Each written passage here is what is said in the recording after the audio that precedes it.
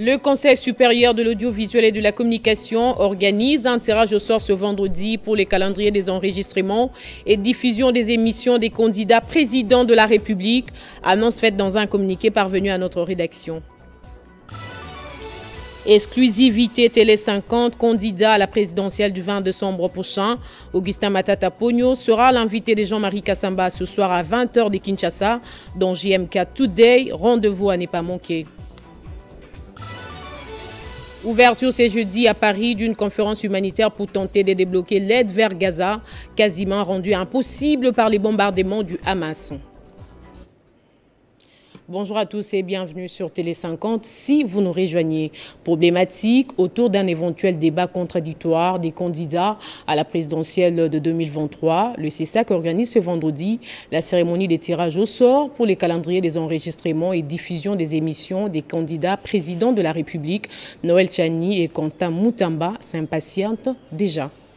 Alors que la loi du pays ne le permet pas, selon Christian Bossembe, certains candidats à la course à la présidentielle se montrent prêts à affronter leurs challengers. C'est le cas du président de l'opposition républicaine d'IPRO, Constant Moutamba, qui a adressé mercredi une correspondance au président du Conseil supérieur de l'audiovisuel et de la communication, Christian Bossembe. Dans sa lettre portant organisation des débats entre candidats présidents de la République, celui-ci estime que pour réussir ce cycle électoral, il serait donc important que le peuple soit utilement informé sur ce que chaque candidat président préconise. S'invitant dans l'actualité, Noël Tchani appelle lui aussi à un débat contradictoire entre différents candidats en lice. Il propose par ailleurs une série de 4 débats dans différentes provinces du pays sur 4 thématiques. L'homme de des pères et de mères juge insuffisant le délai d'1 mois pour la campagne électorale. Dans cette même perspective, Christian Bossembe, président du Conseil supérieur de l'audiovisuel et de la communication, avait rassuré que lui et l'ensemble du CESAC avait trouvé la meilleure formule pour un débat contradictoire des candidats et c'est ce vendredi que sera organisée la cérémonie des tirages au sort pour les calendriers des enregistrements et des diffusions des émissions des candidats présidents de la République.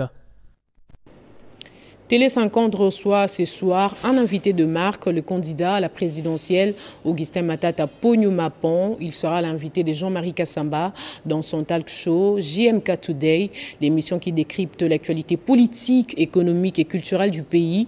Ensemble, ils vont parler de son livre autobiographique, Une vie, une ambition, qui retrace son parcours exceptionnel de son enfance à sa candidature à la magistrature suprême. Quelles sont ses motivations, ses convictions, ses projets pour la République démocratique du Congo? Vous les saurez ce soir à 20 h en direct sur Télé 50. Battre campagne ou gérer la République, c'est la grande question que se pose la population à quelques jours du début de la campagne électorale. Des mandataires publics aux membres du gouvernement, personne ne semble vouloir renoncer à ses fonctions. Mais alors, que dit la Constitution et la loi électorale? Qui pour contraindre ces derniers à respecter la loi pour permettre à tous les candidats de compétir avec équité? La rédaction des Télé 50 s'est penchée sur la question. Le train des élections est déjà en marche, alors que la question de l'incompatibilité et des candidats qui vont compétir avec leur casquette des mandataires publics ou membres du gouvernement ne semble pas être évoquée clairement, alors que la Constitution et la loi électorale est claire sur les conditions d'éligibilité pour les mandataires publics. Aucun mandataire public actif ne peut voir son dossier être accepté à la CENI sans qu'il y ait ces éléments, notamment la démission pour les mandataires publics et la lettre de mise en disponibilité pour les magistrats, pour certaines fonctions qui au fait sont des carrières et la loi a prévu cela. Si pour les mandataires publics, la lettre de démission ou de mise en disponibilité est traitée en amont, qu'en est-il alors des membres du gouvernement? Et je sais que le cas qui fâche, c'est le cas des membres du gouvernement, pour lesquels beaucoup souhaiteraient qu'ils démissionnent aussi. C'est de bon droit, parce que le jeu électoral doit garantir l'égalité, l'égalité des chances et l'égalité des moyens, je dirais. Il y a eu un gros débat au Parlement, il y en a qui étaient pour que les ministres démissionnent avant qu'ils ne soient admis comme état candidat.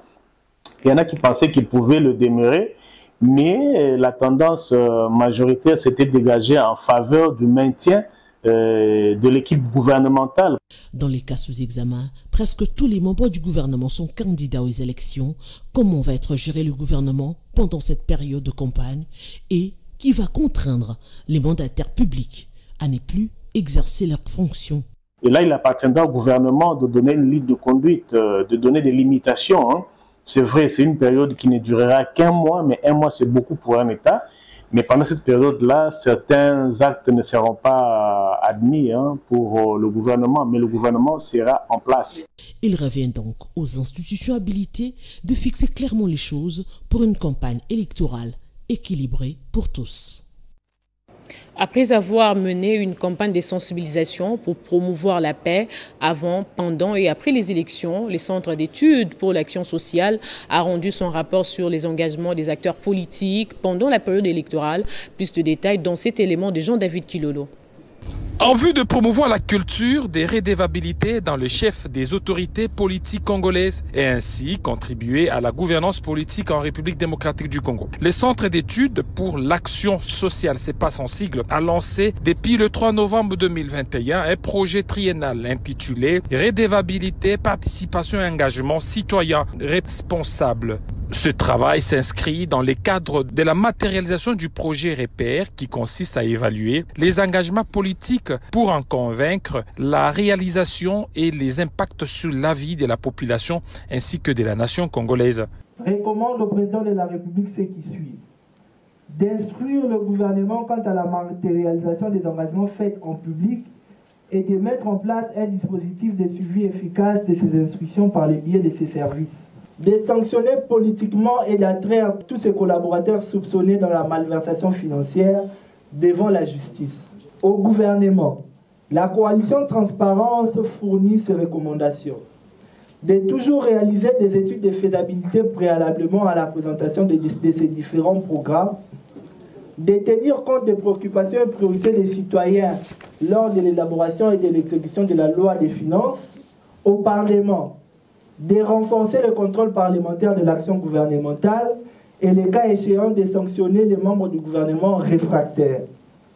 À la justice congolaise, de toujours initier des poursuites judiciaires en cas de dénonciation sur des éventuels faits de détournement des deniers publics, des corruptions et de tous leurs corollaires. Ce présent rapport devra permettre à la population congolaise de comprendre et d'analyser quelques engagements pris par différentes autorités congolaises. Encore des morts dans un nouveau naufrage sur la rivière Kimbi à Fizi au sud Kivu. Au total, 6 personnes sont portées disparues depuis mardi.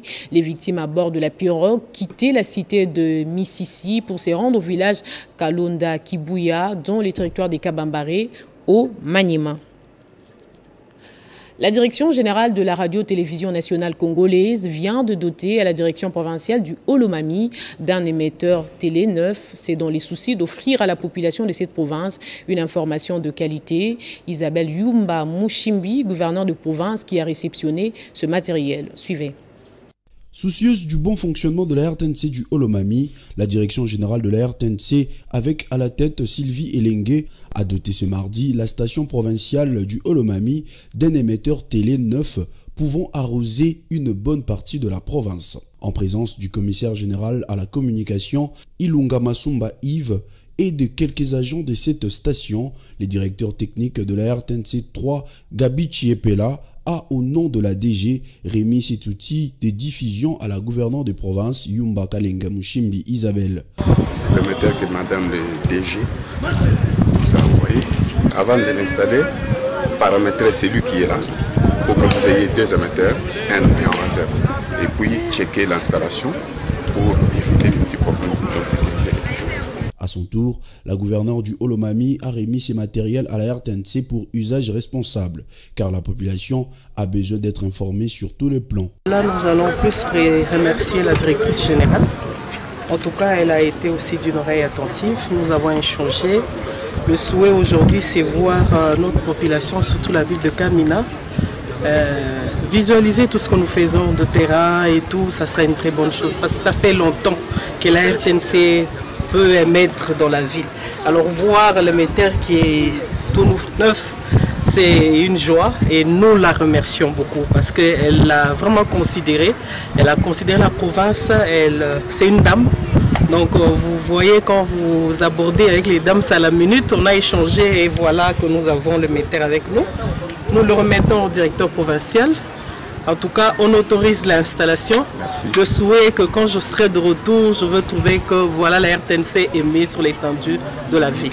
L'émissaire de la RTNC n'a cessé de rappeler les soucis qui animent l'exécutif provincial du Olomami. C'est lui de voir la RTNC du Olomami fonctionner normalement à l'instar d'autres chaînes. Je le disais dans les titres, la France accueille ce jeudi une conférence humanitaire pour tenter de débloquer l'aide à Gaza, rendue quasiment impossible par les bombardements incessants d'Israël. Le gouvernement de Benjamin Netanyahou sera absent à cette conférence organisée à l'Élysée. La rencontre mobilisera les principaux acteurs impliqués dans la réponse humanitaire à Gaza. Cette conférence a pour but de rééquilibrer la position de la France dans la guerre qui oppose l'État israélien au Hamas. Pour l'État palestinien, cette conférence est perçue trop conciliante vis-à-vis de Benjamin Netanyahou, Premier ministre israélien. C'est ce jeudi qu'a eu lieu cette conférence à Élysée qui a réuni plusieurs chefs d'État et du gouvernement.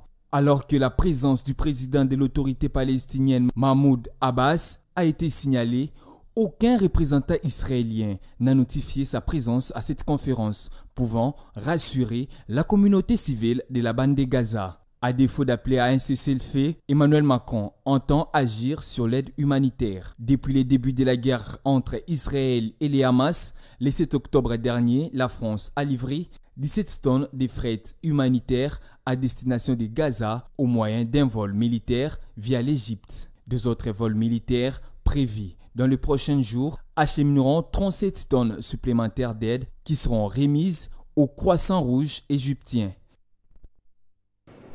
En culture, d'abord, les dévoilements mercredi à Kinshasa par le président de la République, Félix Tshisekedi, du monument érigé en mémoire du chanteur congolais Jules Shungu Wemba Dio alias Papa Wemba, une cérémonie pleine d'émotions et de souvenirs qui vient concrétiser les souhaits de nombreux mélomanes, celui de voir la star congolaise être immortalisée. Croisement des avenues du Stade et Oshwe, c'est là, en plein cœur du quartier Matongé, qui loge le mythique village Molokai, que son chef Papa Wemba se tient désormais, bras ouverts, plongé dans la tenue portée lors de sa dernière scène au festival des musiques urbaines d'Anoumabo à Abidjan, regard aiguisé, auscultant ses gloires d'antan et des souvenirs de l'après-lui, le tout dans une moule de cuivre réalisée par le sculpteur congolais Hassan Tchiamala. L'honneur du dévoilement de l'ouvrage a été le privilège du président de la République, le vrai quinois, au mot de la ministre de la Culture, Arts et Patrimoine.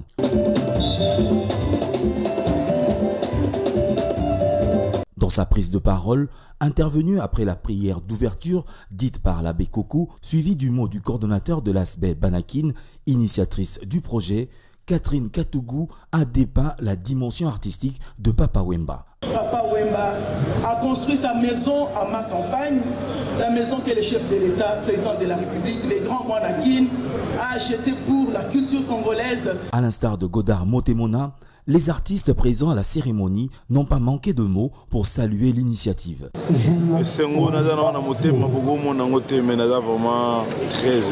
suis très honoré, très content d'être là parce que pour une fois, j'ai vu sur les sous-sous.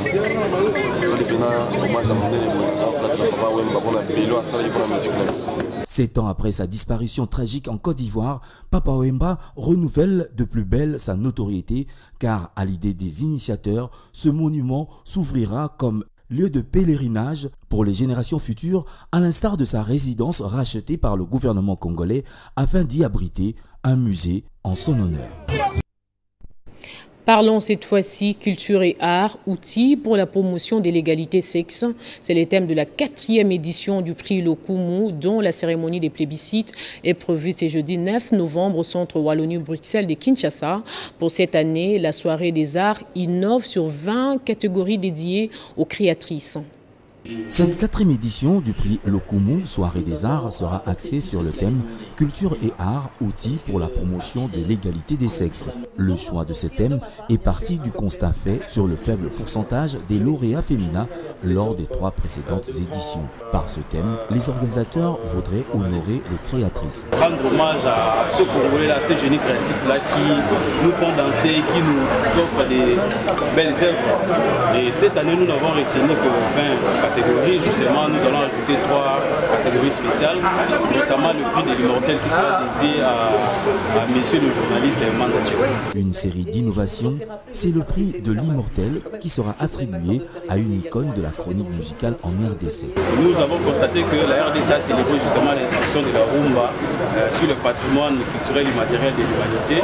On n'a pas mis beaucoup plus d'accent sur les contenus qu'ont offert justement ces femmes-là. Et nous avons voulu à travers cet événement aussi donner de la lumière à celle-ci. Il y aura un bel spectacle qui est justement en direct sur l'une des chaînes de la République démocratique du Congo. Prévu ce jeudi 9 novembre au centre Wallonie-Bruxelles, Prix Lokumu, Soirée des Arts, lancé en 2019 par un média en ligne, sera agrémenté par une pléthore d'artistes d'ici. Et cette triste nouvelle avant de se quitter, décédé le samedi 28 octobre dernier, l'éditeur du journal Forum des As, José Nawej, sera inhumé ce samedi 11 novembre 2023 à la nécropole entre terre et ciel, et la veillée mortuaire aura lieu ce vendredi dans la salle Via Nova sur l'avenue de la Science au numéro 4630 dans la commune de La Gombe. Place au rappel des titres à présent. Le Conseil supérieur de l'audiovisuel et de la communication organise un tirage au sort ce vendredi pour le calendrier des enregistrements et diffusion des émissions des candidats présidents de la République. Annonce faite dans un communiqué parvenu à notre rédaction.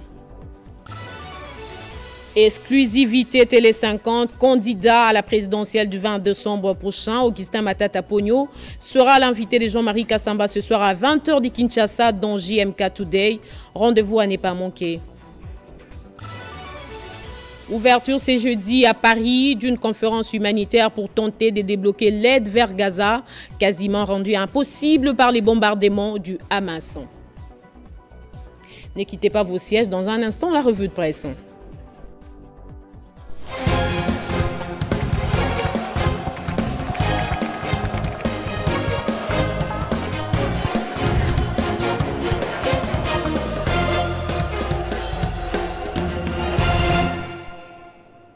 Et c'est avec Bédrine Kenge qui me rejoint de l'autre côté du studio. Bonjour et bienvenue Bédrine. Bonjour Jenny Kaimbe. Près d'un mois des élections, les journaux parus à Kinshasa ce matin s'intéressent.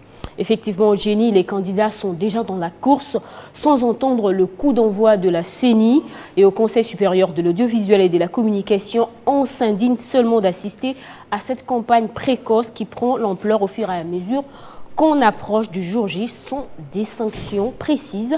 À en croire Forum des As, les candidats au scrutin du 20 décembre défient la CENI et le CESAC dans les grands artères, dans le grand carrefour de la capitale, tout comme dans les principales artères. Des candidats ont pris d'assaut les panneaux publicitaires déterminés à conquérir leur électorat avant la campagne électorale proprement dite. Ils ont déployé leurs banderoles, calicots et autres affiches sur la place publique pour être mieux vus et lus. Suite à ces désordres, la société civile a de son côté tiré la sonnette d'alarme aux autorités pour mettre fin à cette récréation. À en croire actualité.cd, plusieurs acteurs de la société civile ont invité le vice-premier ministre chargé de l'Intérieur à faire respecter les dispositions légales et réglementaires, à la CENI et au CESAC de faire appliquer les dispositions légales et réglementaires relatives à la campagne électorale et à la population à ne pas céder aux discours séparatistes prononcés par certains candidats, exhorte la société civile. Et concernant les préparatifs de cette période de campagne électorale, le potentiel pour sa part renseigne que le bureau du Conseil supérieur de l'audiovisuel et de la communication va procéder demain vendredi à la cérémonie du tirage au sort en vue de mettre en place le calendrier des enregistrements et des diffusions des émissions des candidats présidents de la République. Au cours de cet exercice, il faut le dire, chaque candidat aura l'occasion d'expliquer sa vision sur un certain nombre de questions du pays, mais aussi sa vision sur la gestion du pays, poursuit ses quotidiens d'information. Et s'agissant de la candidature commune de l'opposition, Moïse Katumbi va soutenir tout qui sera fait pour aboutir à l'unité du candidat de l'opposition, affirme Hervé Diakessé, relayé par 7sur7.cd. Le porte-parole d'Ensemble pour la République l'a dit à l'occasion de la formation des communicateurs de ce parti politique. À ces mêmes sujets, Bédrine Kenge, sur l'île de Madagascar, la situation reste tendue. Oui, Jenny, la veille des élections est l'un des moments difficiles à gérer dans plusieurs pays africains. Le rassemblement du collectif des 10 candidats à la présidentielle malgache a été marqué hier par un rare niveau des violences dans la capitale, d'après RFI.fr. À la base de cette manifestation réprimée par les éléments de l'ordre, l'arrestation du député de la 5e circonscription d'Antananarivo, Fetra Ralambo, qui a déclenché la vague de violence. Afrique.com souligne de son côté que le premier tour de l'élection présidentielle doit se dérouler le 16 novembre prochain à Madagascar. Et hier matin, le collectif de 10 candidats de l'opposition a appelé à une mobilisation dans les rues de la capitale. L'intervention des agents de l'ordre pour stopper la manifestation a donné lieu à des échauffourées. Et c'est un sujet qui pourrait défrayer la chronique Bédrine. Kinshasa, le gouvernement a invité à détruire les camps Pakadjouma. La ville de Kinshasa n'est plus digne d'être appelée comme telle au regard de l'image peu reluisante qu'elle offre actuellement. Surtout après la pluie Jenny, il y a des quartiers qui y ont été érigés, mais qui ne méritent pas d'y être habités par des êtres humains selon Forum des As. C'est notamment le cas du camp dit Pakadjouma dans la commune de Limité, érigé le long du chemin de fer de l'Onatra. Ce camp s'étend de la 15e rue au croisement des avenues Poids Lourd avec l'entrée de la base navale. Outre l'insalubrité qui caractérise Pakadjouma est réputée pour la promiscuité dans laquelle vivent de nombreuses familles qui ont élu domicile pour Forum des As. Duralex Sedlex, comme disent les Romains. Autrement dit, la loi est dure, mais c'est la loi. Aucun citoyen ne peut se permettre de poser des actes qui vont en l'encontre justement de la bienséance sans être sanctionné. Et on termine avec cette interrogation. Donald Trump favori pour la présidentielle. À un an, jour pour jour de la présidentielle américaine, un sondage publié dimanche par le New York Times, relayé par 7sur7.be, donne le potentiel candidat républicain Donald Trump devant le président sortant Joe Biden dans 5 États clés 10 sur 6. Le démocrate perdant du terrain chez les jeunes et les minorités suite à son âge très avancé. Merci Bédrine Kenge pour votre revue de presse fournie. Et merci à vous aussi, Jenny Kaïbe. C'est ainsi que se referme cette édition. Merci de rester en compagnie de nos programmes. L'information reste en continu sur Télé 50.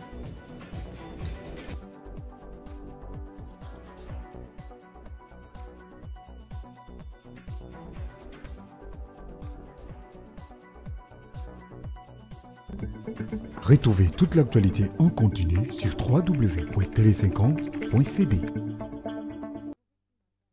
Communiqué nécrologie. Les familles Mbaye et Kachala ont la profonde douleur d'annoncer aux amis et connaissances les décès de leurs grands frères, papa et beau-frère, M. Mbaye Wambaye Pascal, mort survenu à Kinshasa le 28 octobre 2023. Programme, jeudi 9 novembre 2023, veillée mortuaire à la salle polyvalente RM, située au quartier Imo Congo ex-20 mai dans la commune de Kalamou, avenue du Stade numéro 1 derrière la station-service Indienne des Sindoué. Vendredi 10 novembre 2023, 8h juste, mise en place à la morgue du 51h, 8h30, sortie du cœur et exposition à la morgue, 9h30, levée pour la paroisse Saint-Raphaël, 10h30, la messe, 11h30, levée du corps pour sa dernière demeure au cimetière Nécropole 1, 16h juste, retour à la salle pour les bains des consolations. Merci cordialement.